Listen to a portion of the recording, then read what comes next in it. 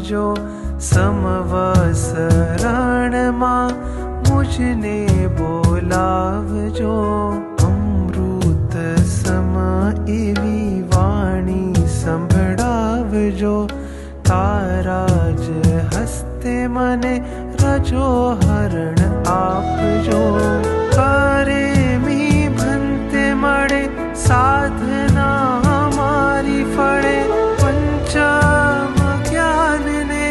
આત્મા વરે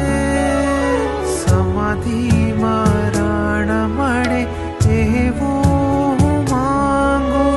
ભવો ભવન ફેરા ટળે એવું માંગો સામું